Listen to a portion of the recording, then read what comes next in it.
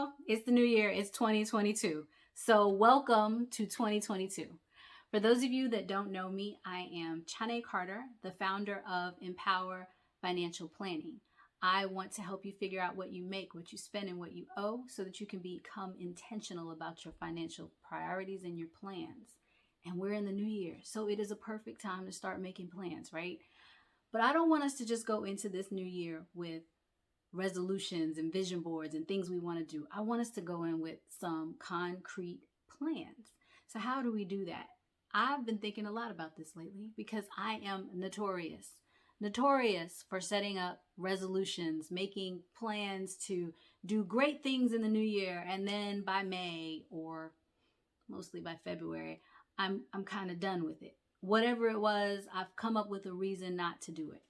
So I want to help you and me get better with that.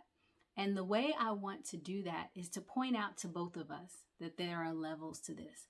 I don't know about you, but every January, my church goes on a fast of some sort, giving up something to help focus on our spiritual life and growth and that kind of thing.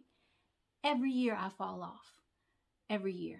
And it's not for lack of trying, it's for a lack of willpower. And it's for a lack of planning, right? So my weakness is Coca-Cola. I love Cokes. I drink 2 a day. I know, don't judge.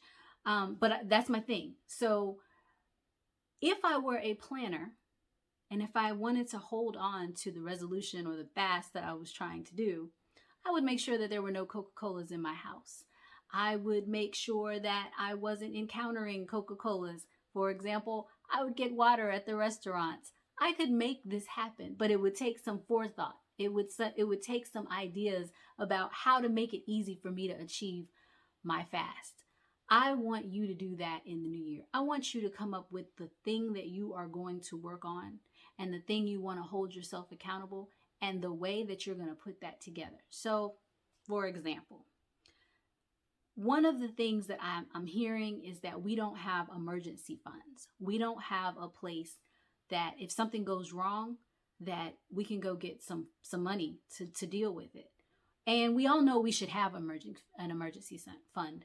We all know that we should have an emergency fund. We know this. But how do you get one? Today, you could open up a bank account. You can do it online, really. You can do it online, open up a bank account, and purpose in your mind that you're going to put $20 a week in a fund, in an account. Now, $20 doesn't sound like a lot, but it's more than you had before. And it sets you on a path to having a fund.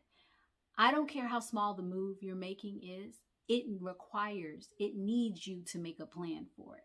Maybe that's not your thing. Maybe you have an emergency fund, but what you don't have is a plan for your debt. So have you taken a moment to write down every debt that you owe, every person you owe, what the interest rate is, what you're paying towards that debt? Have you taken a minute to do that?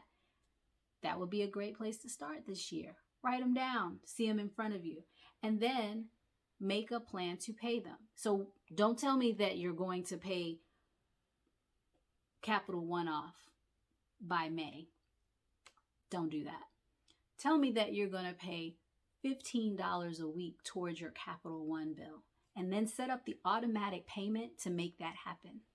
Tell me that you're going to make a $10 payment on every bill so that you're making sure you're making payments on every bill.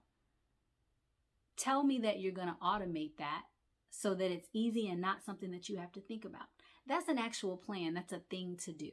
So for you and for me, I'm going to remove all the Coca-Colas from my house, replace them with water before the fast starts.